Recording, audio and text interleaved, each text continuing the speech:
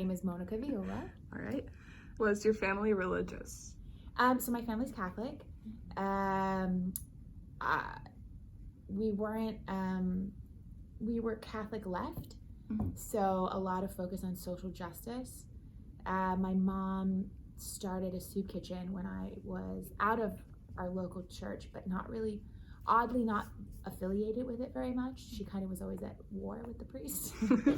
And so that was every Sunday. And so we used to, basically, I started working in the soup kitchen every week instead of going to mass. So we were never religious. It was more just kind of a set of values we kind of followed. But I went to Catholic school my whole life. Oh, wow. Yeah. How was that experience? Catholic girls' schools have their ups and downs, and it depends which ones you go to. I happened to go to one in New York that I'd been at since I was in second grade, and so I loved it. We had nuns as teachers, and I loved them too. So, but they were again quite open-minded. Yeah. Did your parents talk about politics around you frequently when you were younger? Yes, we talked about politics all the time. So my mom, obviously having a soup kitchen, was very involved kind of in what was going on in politics in terms of like legislation that was coming out with welfare bills. And then my father, my parents were both in the anti-war anti-war peace movement. And my dad is a doctor, and he started a medical relief organization after the first Gulf War. So they were going back and forth to Iraq and Baghdad at a time when people were kind of the first wave of anti-Muslim, anti-Arab kind of sentiment in this country, I think. So as a really young kid, that was like eye-opening. And then, they've been very political and everything else since then. I can remember my brother and sister having parties, and they're significantly older than me, and like I'd be in like the back room, like, debating somebody on whether the Dayton Accords should have been signed and what that meant. Yeah. Do you remember your first time hearing about the Catonsville Nine? Yeah. So my parents were good friends with Phil Berrigan, and so I actually have really early memories of Phil. And I think it wasn't until later that I really understood what an important person he was.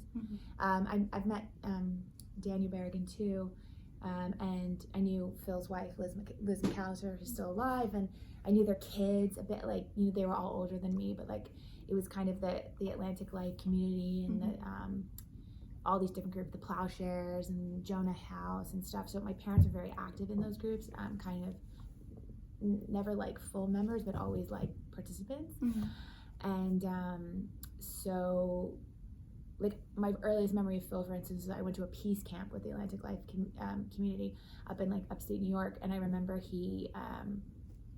my brother had like got something instead of me, and I was upset. He'd like taken candy from me or something, and Phil went in the kitchen and brought me out a bag of Doritos and just passed it through the car window. And I had, he was a real life force. Like, you kind of knew you were in the presence of somebody really special. But I had no idea at the time that he had done this act and that he was part of this incredible group. So it wasn't until later that I kind of learned the history behind him.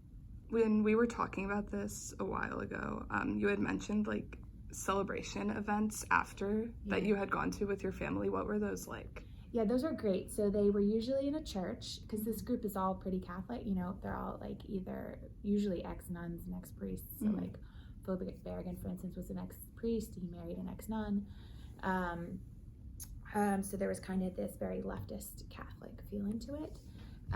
But those were fun. They'd usually be in a kind of church hall, usually in New York City. And there'd usually be a lot of famous people around, and you just, as a kid, I wouldn't always catch it, but like my sister would be like, oh, there's Liam Neeson, or there's, who else would be there? Martin Sheen, a lot. Martin Sheen actually worked with my parents on a documentary, but Martin Sheen would be around, very, very close with Phil Berrigan. A lot of just kind of movie stars on the left would be there, but you wouldn't know because it was a very, I don't know if humble is the right word, but it was, everybody was, this wasn't a fancy affair. This was, again, in a church basement, jeans, very kind of a hippie feel to it almost. And I always remember as a kid that because Phil and Dan Berrigan had done, and I think probably other members of the Catonsville Nine, because it was people in the peace movement, had done an ad for Ben and Jerry's, that Ben and Jerry would often be there, or one or the other. And because they did this ad, they got free ice cream for life. So at every single party, there was as much Ben and Jerry's ice cream as you want, and you could eat it all. And so as like a kid, my brother and I would just sit there like devouring ice cream, not understanding the significance, but not really understanding like what they had done to earn that ice cream. Did you frequently or at all attend protests, like go yourself? Oh yeah, absolutely. Yeah, I think I have very early memories of being at protests as a kid, and I kind of always remember like I think as a kid what really stuck out for me was, well, first of all, that they were fun.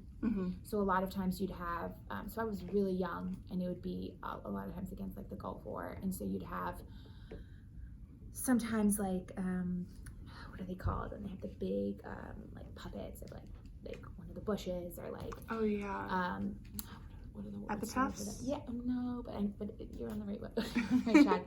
And and there'd be like, you'd have a lot of things that people would be kind of chanting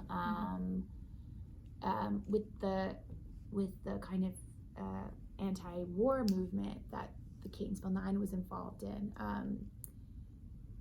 There was a lot of like crossing the police line. So I remember seeing like a lot of people get arrested, like, and then people I knew that were like friends, and then you'd go, and a lot of times I'd be like with their kids, because these people were really lived it.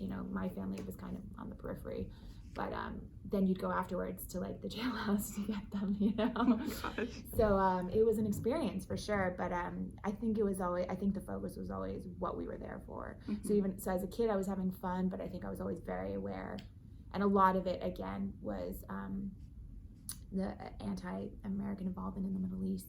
And so there had been Iraqi kids that had come and lived with my family for like a year and a half each at one time to get surgery that they couldn't get in Iraq because of the sanctions imposed by the US. And so I think in my mind, like, anything I was there for was for those kids, like they were like brothers or sisters to me. And so to me it was just like, this is what we do.